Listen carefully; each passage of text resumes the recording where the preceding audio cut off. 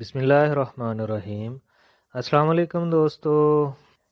آج میں جس میڈیسن کا ریویو کر رہا ہوں وہ ایک ملٹی پرپز میڈیسن ہے، لیکن اس کا جو مین فنکشن ہے وہ ہے انسانی جوڑوں کو متحرک رکھنا۔ اصل میں سردیوں کا موسم چل رہا ہے، تو اس موسم میں یہ ہوتا ہے کہ جو ہمارے بزرگ حضرات ہیں ان کا اٹھنے بیٹھنے چلنے پھرنے میں انہیں گھٹنوں میں بہت زیادہ تکلیف محسوس کرتے ہیں۔ یہ میڈیسن ان کے لیے بہت زیادہ فائدہ مند ہے۔ اسی طرح جو شوگر پیشنٹ ہوتے ہیں ان کو چلنے پھرنے میں بہت زیادہ تکلیف محسوس ہو رہی ہوتی ہے، اکثر ان کی ٹانگیں جو ہیں وہ سن ہوئی رہتی ہیں، تو یہ میڈیسن ان کے لیے بھی بہت زیادہ افیکٹو ہے۔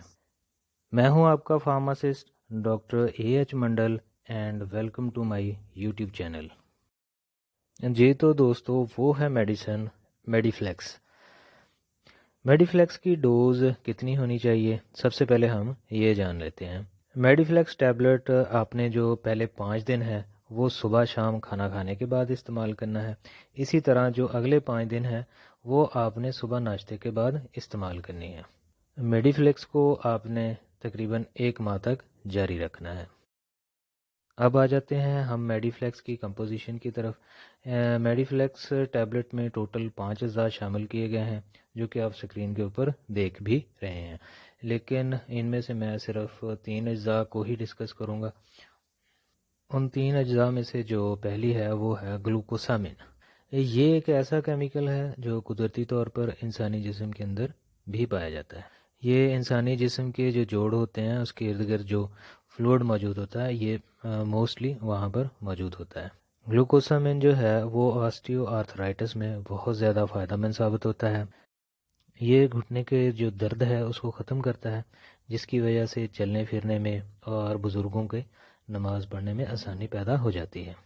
جبکہ جو دوسری انگریڈینٹ ہے وہ ہے کونڈرائٹن۔ یہ جوڑوں پہ آ جانے والی جو سوجن ہوتی ہے اس کو کم کرتا ہے۔ یہ پروٹیوگلائکین اور ہائلورونک ایسڈ کی جو پروڈکشن ہے اس کو بڑھا دیتا ہے، جو کہ جوڑوں کو متحرک رکھنے میں بہت زیادہ اپنا رول پلے کرتا ہے۔ تھرڈ انگریڈینٹ میں آ جاتی ہے ہائلورونک ایسڈ۔ یہ انسانی جسم میں قدرتی طور پر جوڑوں میں جو موجود فلوئڈ ہوتا ہے یہ اس میں پایا جاتا ہے۔ یہ زیادہ تر انسانی جوڑوں میں، آنکھوں میں اور کنیکٹیو ٹیشو میں پایا جاتا ہے۔